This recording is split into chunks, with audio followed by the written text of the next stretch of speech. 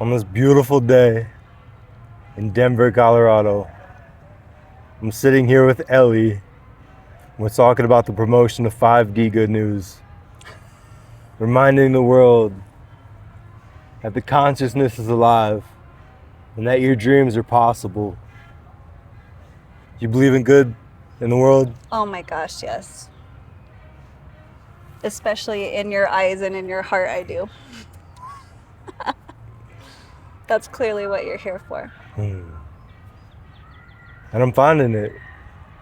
Beautiful. I love it.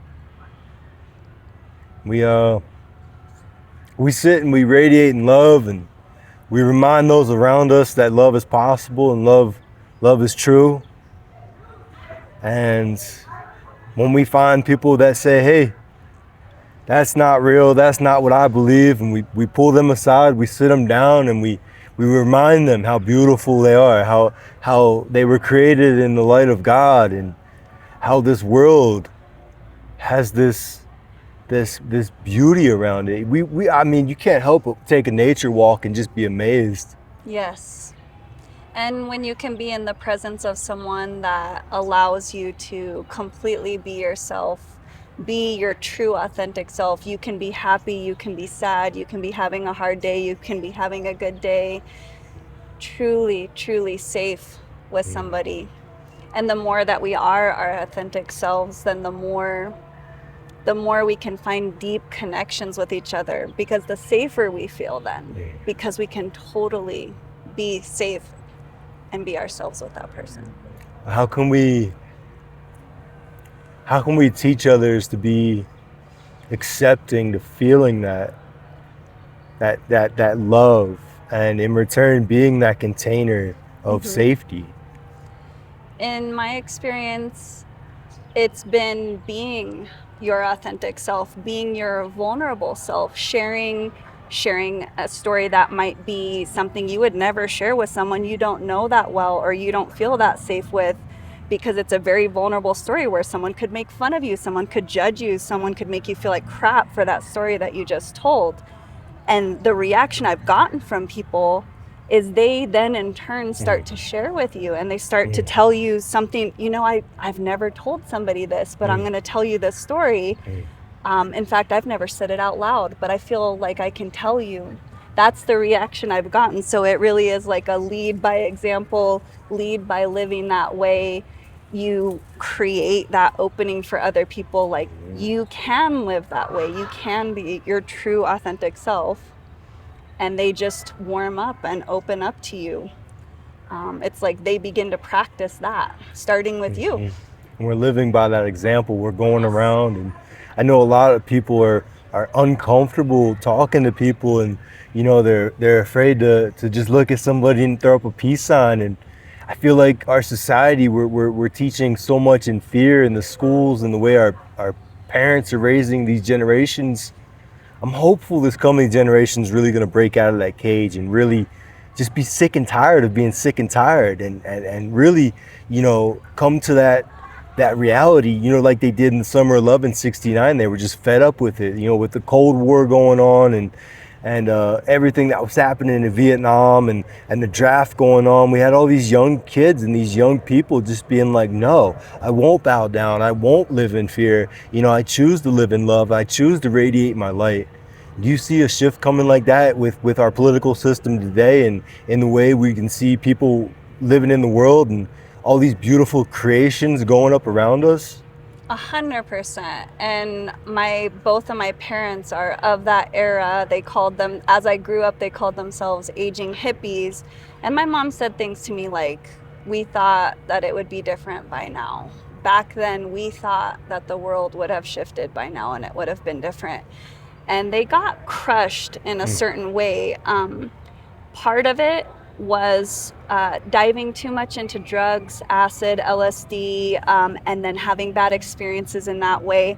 Another one was being not holding themselves sacred sexually and ending up having really bad feelings with that, like getting really hurt, being like, we should just be open, free love. And there was a beauty to having your heart open and loving someone's soul, but then sharing it too liberally, where it actually ended up bringing bad feelings and discomfort when you really fall in love with somebody and you really actually, I actually wanted you to be my counterpart, but you just went and slept with my best friend, and now I don't see how we could do this.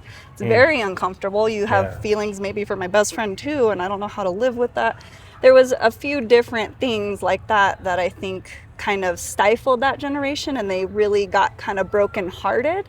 And that's where it fizzled out with the older generation saying, see, I told you, you should have just got grounded, you should have just came home, you should have just got a job, you should have just stuck with the system. Right.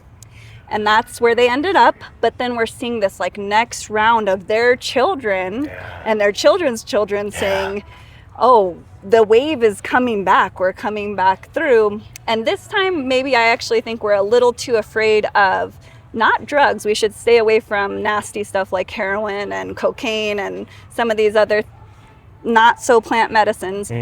But I think we're a little too afraid to use plant medicines sacredly in a healing session, in ceremony. It means it's rare, it means it's sacred, it means it's special, and it must be of the earth, like growing out of the earth as close to unprocessed, isolated, because we have now isolated THC and made it a monster instead of having original, sacred, actual leaf marijuana, organically grown without the chemicals and the heavy metals and all these things. So I think we're coming through as a new generation. I like to call them new age hippies. We bathe now. We don't just have sex with anybody. We are careful looking at plant medicine, saying, you know what, we want plant medicine. We don't want to escape and just disappear. We want to expand our consciousness and our hearts and our healing and our growth, facilitate transformation. And I think we're starting to collaborate, we're starting to organize, and I actually think that's where we're having our hardest time right now, is organization and collaboration. That if we don't come together, we can't do it on our own. We need our communities, and we need to share, and communities need to share. This community needs to share with that community, and we need to, what I've been shown is we need to start with our basic resources. We need clean air, clean water, clean food. We need clothing, and we need shelter. We have to start there. That is our basic foundation. And then from there, we can dance and sing and have great love making, art, peace, harmony. Oh my God, it's going to be beautiful. It gives me goosebumps. I love that. We're going back to source. Yes. And we're listening to source, and we're respecting source with our herbs, with our food, with our water, with our air, and we're trusting source, that source is going to lead us to these communities and keep these communities sacred and keep us all, in that light. Yes, 100%. That's beautiful. Tell us, what are you starting? What are you putting boots on the ground and putting in the work and hoping to achieve and succeed in this world, to share in that beauty and that love and that light? Absolutely. From the position I've been in, it started with my children, that if you start with peace and harmony and love within, it started with my heart, then within my home, and within my home I have my children. And then it expands out to my friends and family, the people that I interact with every day.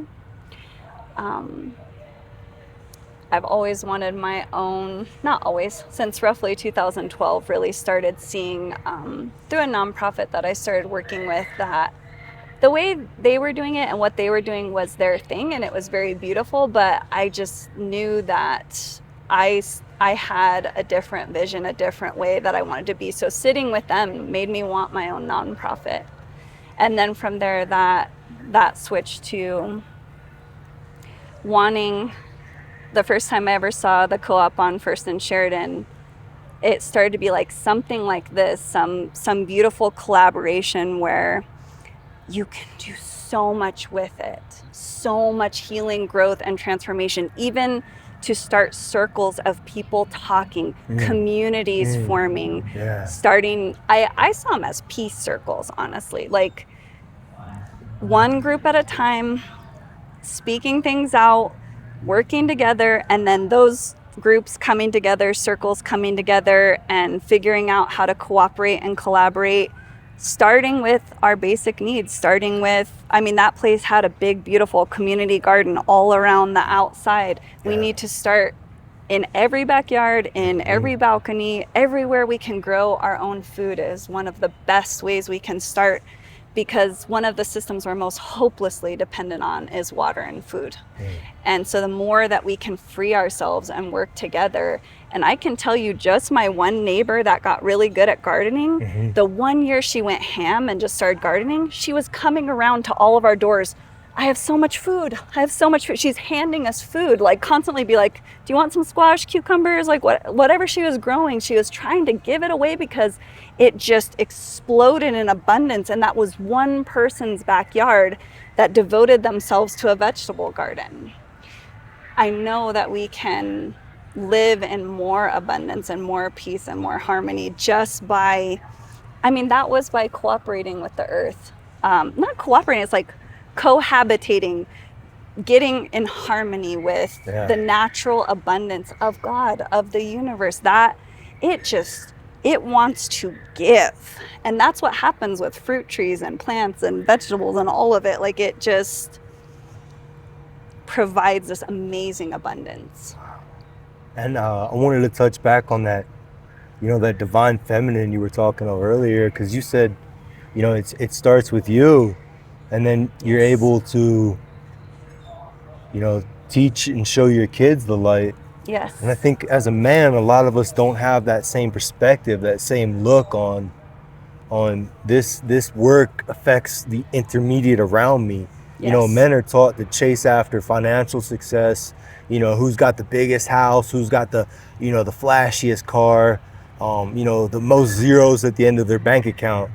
But, it sounds like for a woman, it can start so much closer to home. And I think we as men have almost lost that ability to recognize how close to home it can be for us. I just wanted to have your perspective as a woman, for other women. How does that start? How does that look?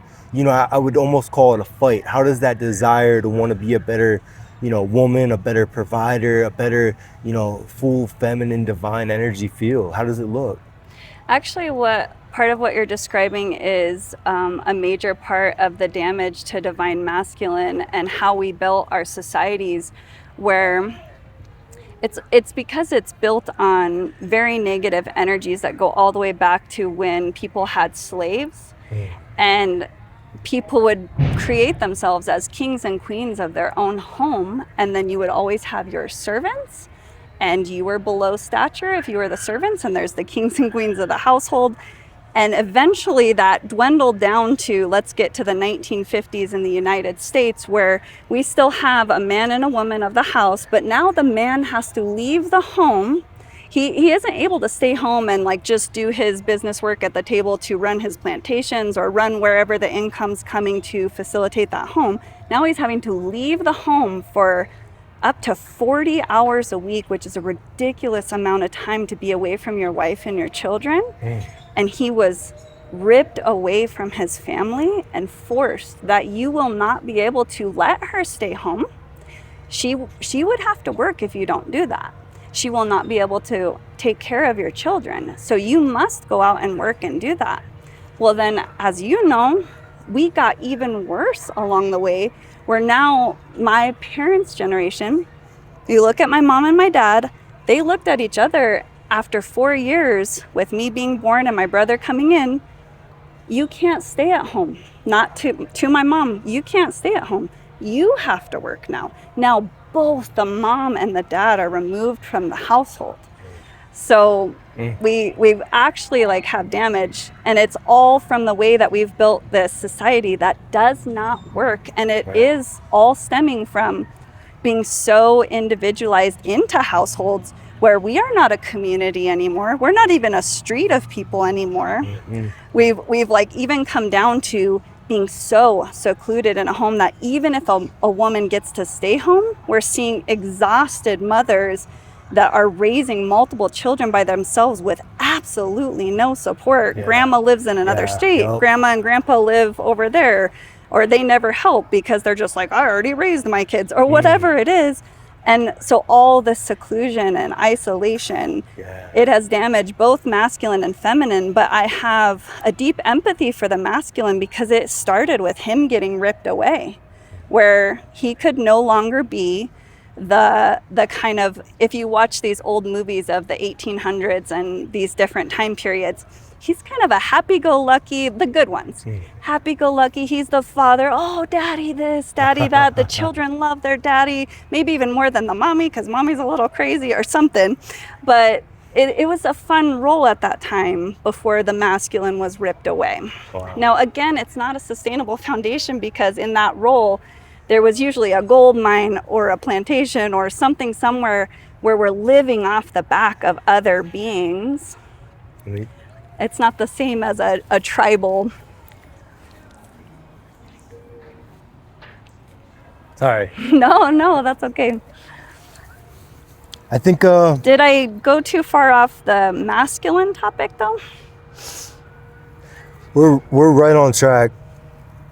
And I wanna ask you personally, what finding your center, your inner stillness felt like. How did the road for you personally look, going into source and saying, I see the script, I feel the love, and I'm no longer following society's script. I'm full-heartedly chasing the love. For you personally, how did that road look? What started that journey? It would not, I think, have unfolded at such an incredible rate if I did not get offered a yoga teacher training, an individual training with a wonderful woman from Spain. But she taught me how to meditate. She taught me how to use malas. She taught me yoga. She taught me so much. And she taught me very traditionally from India. She took it very seriously that it must be tradition. I must teach you in Sanskrit, the ancient 5,000-year-old language that it was originally created in. But when I first started meditating, it was agonizing. My mind was going 1,000 miles an hour, and not only was it everything that's going on in my life, but it was also trauma and old stuff coming up, old stuff that needed to be healed. It was pandemonium in my mind, and it was something that was probably one of the hardest things in the world, to sit with myself and sit with my mind and sit with my own healing. And I would say that it was at least 3 months of insisting on being still and being with it before it started to finally taper down. Now, it didn't just all of a sudden go away. Right.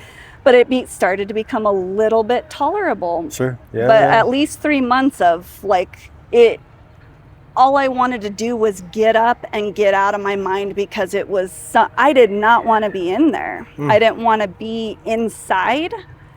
It was so uncomfortable. So anybody that goes to start meditating and they find it so hard to even just sit, even for a minute, please know that if you insist on it, and I can't give you a timeline of what that's going to take for you because everybody's different, but please don't give up, because we are all human and you will be able to heal, maybe even so much faster than me. Maybe it will take longer than it took me, but please don't give up.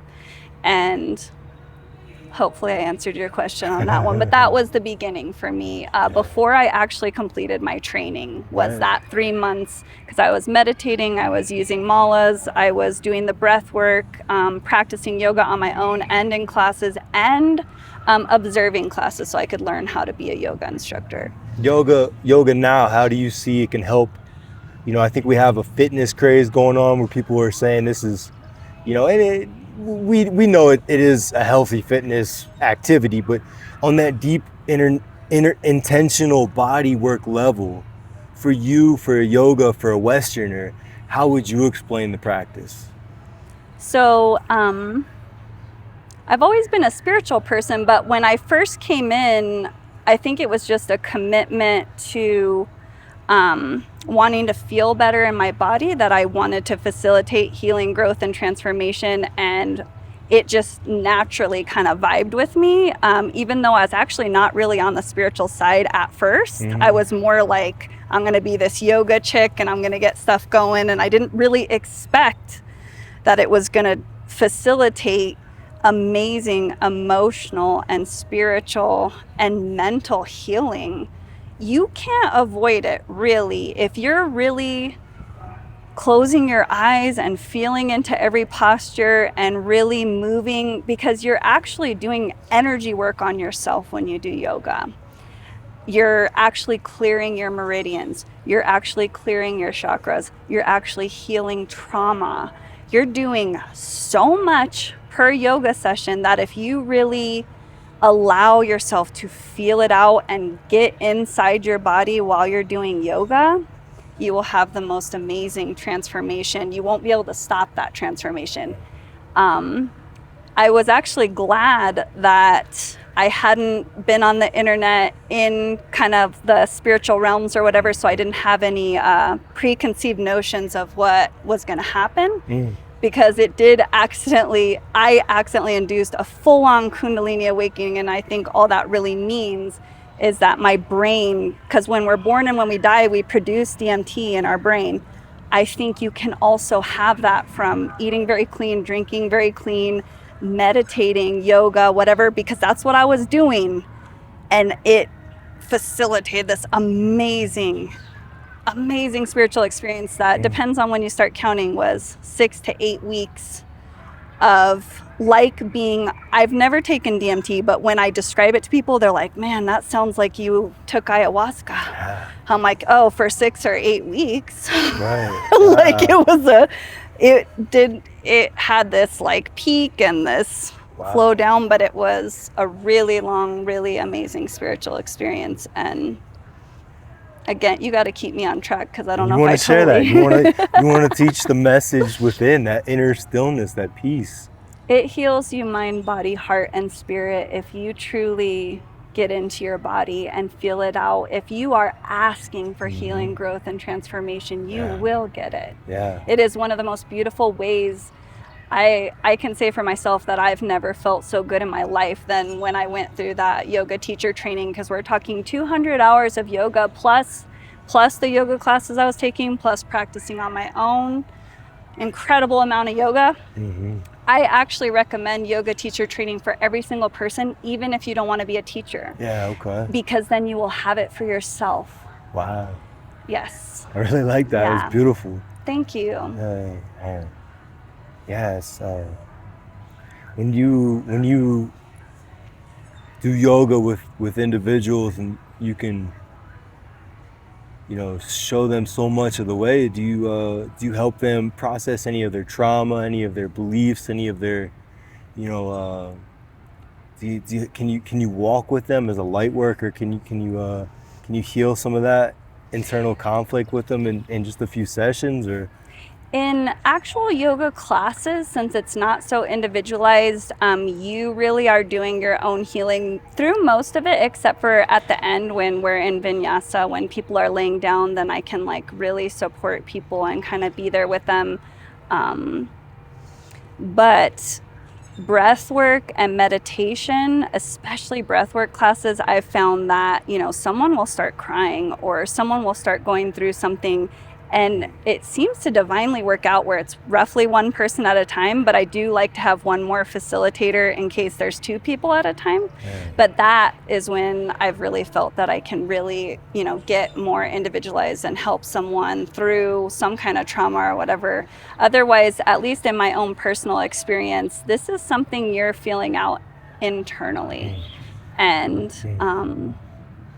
it maybe it helps people. It helped me that I was in a group setting, because it made me not run away from it, because you have to continue through the class unless you really wanted to just walk out of the class, but I didn't want to. So I continued on even when something really intense or uncomfortable would come up. So, group classes might actually help you with yoga, not only help you to get there, not only help you to do the class, but to stay if something comes up. But also do feel free to walk out of the classroom if you just need to be alone to cry or whatever. Never be afraid to walk out if you really just need that. Yeah. But I mean, I've almost never heard a yoga instructor not say, they always say, let it be your own session. Let yourself learn your own practice and, be with yourself through this. Don't look at anybody else. Don't compare yourself to anybody else, and be with yourself through this class. And even I offer, if you feel in a moment that you want to switch to a different pose because like your body's calling you to do it, I always invite people to even just start doing your own yoga poses once you're comfortable or whatever, because you're going to have these spontaneous movements and healing. Something needs to come out here, so you need to do this heart opening or whatever it is. Going back to those communities we're talking about, 'cause that's, it's my belief and understanding that, we come from tribes. Yes. And tribes as small as 12 people to 25 people. When human beings were, originally walking this earth, we come from these tribes. And yes. It's only lately we're in the big cities and we're so connected to everybody through a smartphone, but we're further away, through communities, and we can see, organic communities that aren't preaching a quick fix. Yeah. And these communities that are promoting this. Do we want to move over in the shade? We might have to. Okay. But these communities that aren't talking about the hard work of sitting with yourself, of sitting with that inner stillness and just being one with nature. Yes. And loving God. Yes. Do we have, in our modern society, we still have a few counterculture movements running, and but we're talking about being in the urban settings, right? Mm-hmm. Like coming together in our situations we're at now before we can start developing, real sustainable communities further out into the more rural areas.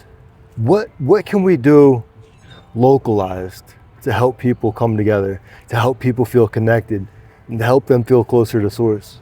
Well, I'm really glad you brought that up, because I think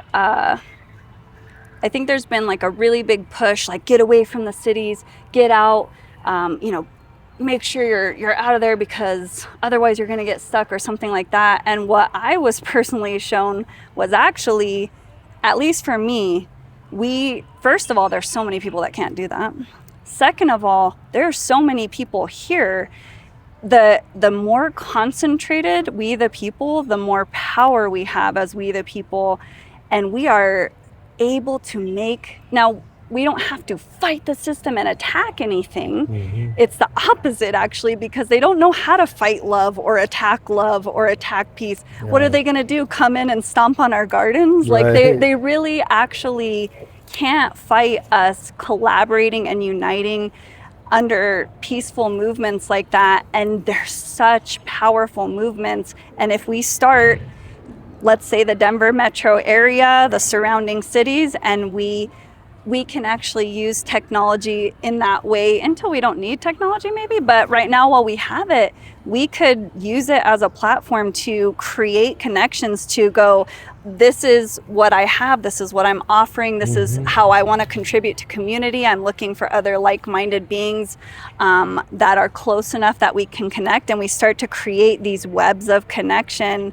within the city where we can have our kind of main communities, main people that we interact with, but also communities collaborating and connecting. Like this community really focuses on like these three aspects, and they want to share and trade because they have an overabundance of this. And this community is like, oh my gosh, we need that. We have these things. Do you guys need that? Yes, we do. And we all start coming together and we all start uniting.